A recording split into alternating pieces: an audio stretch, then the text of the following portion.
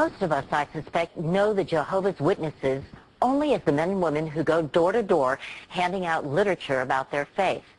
Jehovah's Witnesses are evangelical Christians with about 1 million members here in the U.S. The movement was founded in the 1870s in Pennsylvania. Jehovah's Witnesses believe in the Bible as the literal Word of God. They do not allow blood transfusions, do not serve in the military, or celebrate Christmas or birthdays. Now, some members say that something awful is happening behind closed doors, a pattern of alleged child abuse that the religious organization has not only failed to report, but, they say, has even helped to keep from the authorities. Tonight we'll introduce you to two young women who say they've been victimized by a Jehovah's Witness member. Joining us from Minneapolis to tell their stories in the first person are Heidi Meyer and Amber Long. Also joining us is a man who's tried to bring together alleged victims of abuse within the Jehovah's Witnesses. He's William Bowen, once an elder within the congregation, who resigned his position 2 years ago in protest against the way the group deals with suspected abusers. Welcome to all of you. Now, Heidi, you were 10 years old when you were first abused. What happened? The man who abused me was a Jehovah's Witness. He was a Jehovah's Witness in my congregation. His name is Derek Lindelof.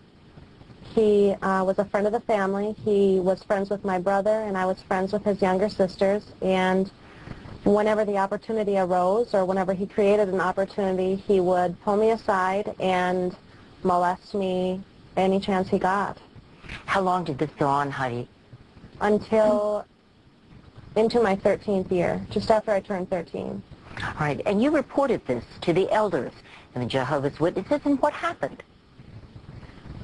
When I was 15, I went to the elders with this, as we're instructed as Jehovah's Witnesses to do, and I spoke to them in the hopes of discontinuing this problem and that they would step in and take care of this person. Did they?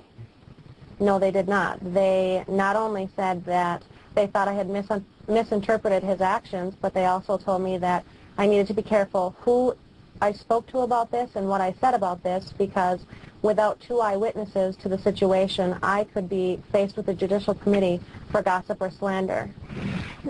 Basically, do you think they were trying to tell you not to go to the police? Absolutely. They said to go to the police and bring this matter to court would be a reproach on God's name and God's organization. So you kept quiet? Absolutely. All right. Under threat of excommunication. Yes, from the Jehovah's Witnesses. And your whole family belonged, so it meant something to you to belong as well. Absolutely. Not only my family, but as a Jehovah's Witness, you associate only with members in good standing, and that leaves you in a position where everybody you know, everybody you trust, everybody you've ever known or trusted is somebody who's inside that organization. The threat of being thrown out of that and shunned from them is one powerful enough that kept me quiet for a long, long time. All right, we'll get back to you, Heidi, in a minute. Amber, you claim that you were molested by the same man when you were 12 years old. What happened to you? Correct. I was at his parents' home. I was friends with his younger sister, and I was molested there. After that visit, I went home and told my parents immediately, and we also went to the elders as is directed in that religion. And what happened? They, insinuated that it was a misunderstanding, that maybe I was upset. Told us to come back and talk about it later. When I still stuck to my story, they told us there was really nothing they could do because there wasn't two eyewitnesses, and again there was that veiled threat of being excommunicated. And all my life growing up after that, they made insinuations to the fact that perhaps it was something that I had done that warranted the abuse. All right, Amber, we'll get back to you in a minute. Bill, you've gone so far as saying that you believe that the Jehovah's Witnesses is a pedophile paradise. Are you exaggerating? I know you've investigated, but I think one would believe that you might be exaggerating here.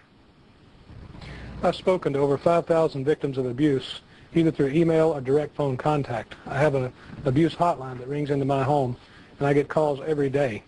All these people are abuse survivors that tell the same story as Amber and Heidi do. That is, that they went to the elders and they were suppressed. They were covered up. It's a common thread. Yesterday, I got a thread or an email from a young girl, 15 years of age. She went to the elders. She said, I am just like Heidi. And after seeing the recent media, I am angry that they would do this to me. And that's what most of these young ladies are. They're angry that they were abused and re-victimized by the policies of this church. Were you intimidated by the Jehovah's Witnesses? Absolutely. There is no option but to be intimidated. Your entire life revolves around your involvement in that organization. That is your entire life, and it's often referred to as such in the organization. If you are ousted from that organization, it is a trauma in your life. It is an enormous upheaval. It is something that affects every single day of your life. This is a statement from the Jehovah's Witnesses, and I'd like all of you to listen to it. We abhor the sexual abuse of children and will not protect any perpetrator from the consequences of this gross and perverse sin. We expect the elders to investigate every allegation of child abuse. Unrepentant wrongdoers are expelled from the congregation. Special care is taken to ensure the victims are given ongoing assistance and counsel to help them deal with the pain of the abuse. They should never be told by elders not to report their allegations to the authorities. Amber, I can see you shaking your head. That's just horrifying that they would write something like that. It's so untrue. You know, and it's a good practice on paper, but it's just not applied. I mean, in my situation, in Amber's situation, in countless numbers of situations across the nation and into other countries, it's just not applied. But why would they put out a statement like this, which you claim is not correct? That statement is a bald-faced lie, in my opinion. These people know the abuse has been covered up. 10 years ago, research was done in the organization that they knew multiple little girls were being molested. They were inundated with mail off a Awake magazine that was written on this subject. They refused to acknowledge it then, and the fact that it's went on this long, if they make any acceptance that there's a problem, then they admit that they willfully have hurt children and not done anything about it. Bill, you may very well be disfellowshipped, which is essentially excommunicated from this congregation, and your father even made a video condemning you for your investigation of this sexual abuse problem. Doesn't that hurt? Yes, it hurts deeply, and I don't hold it against him because I know that he was intimidated just like these two young women were intimidated by the church to make that video and have it distributed to the local media in this area. Well, is it worth it to you to be ostracized by your own family? You have to do what is ethically and morally right. And because people are pressured by religion to do what's ethically and morally wrong, that doesn't excuse that.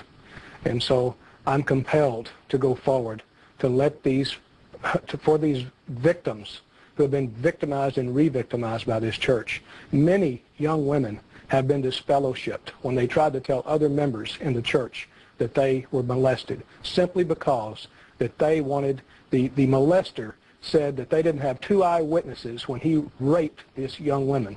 Heidi and Amber, what has happened to the member who you claim molested you? Absolutely nothing to this day. Is he a member in good standing? He is a member in good standing. Both of you may very well be disfellowshipped. Are you prepared for that? And doesn't that mean that your family wouldn't talk to you anymore? Yes, it does mean that, but you know, my parents raised me to be an independent thinker, a strong person, and someone who is just, and the evidence is so black and white in this situation. There is no alternative choice. There is no other avenue I could be taking with this. Heidi, Amber, we so appreciate your being with us, and Bill, thank you as well. And before we go, we should note that we spoke to the attorney for Derek Lindola, the man accused of molesting Heidi and Amber, and his lawyer told us that Lindola would deny all accusations, but that no formal answer has been filed yet in a civil suit brought by the two girls. And so